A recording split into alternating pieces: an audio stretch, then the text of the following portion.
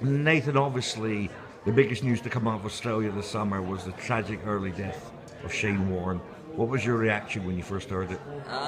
Even sitting here right now, I just get goosebumps. Actually, like it's actually just such a tragedy, not only for the cricketing world, for what he could offer the cricketing world still today, but for his young family and all the people who loved him back in Australia. So yeah, I was shocked. I had just turned up here for training one afternoon, and I remember looking at my phone, walking up to the pavilion, and then just had tears in my eyes walking up there. And then one of the first photos when you walk up the stairs at Lord's was a portrait of Shane Warne. So I could just remember taking a moment and just standing there just in utter shock, really. And just couldn't believe what had just unfolded on my phone, really.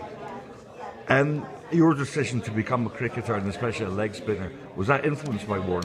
Yeah, massively. I was at probably age 12 or 13, and I kind of bowled slow medium pace, and obviously I got told I wasn't good enough to bowl that anymore, which was fair enough. I bowled very slow. And then I happened to come across a ball which Cricket Australia had put out, which was a Shane Warne ball. You had a couple of dots on it where you put your fingers, and I just grabbed the ball and headed out the backyard of my old man. I just remember bowling leg spin, and then from that, Shane Warne was probably always followed him, watched everything he did. So yeah, it was quite a sad day, and it was sad, obviously, the other day when watching the memorial was devastating in a way. When you ran up to bowl your first ball at Lord's this year, will there be a bit of Shane Warne who's inside you and with you? I think that's always been the case. It's not really going to change. I've always dreamt to trying to rip the ball past the outside edge, try to bowl the batting ball. You know, you practice it in the backyard. Not that I ever turn the ball that far, but yeah, you have that sense of you're a leg spinner. You want to still show what you can do and stuff like that. But yeah, Shane Warne's definitely always in the back of your mind as a leg spinner. It doesn't matter if he was still here or he's not.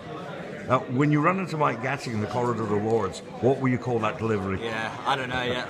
I still call it the Gatting ball because that'll live on forever. I think people will sit here in 200 years' time, probably same spot as Lords, and I'll talk about Shane Warne's ball to Mike Gatting. It'll never be forgotten, I don't think. Is that maybe your non-statistical dream for the season? Get somebody out with a ball that turns that much? Yeah, it'd be nice to be compared, but no one can be compared to that man. He was incredible.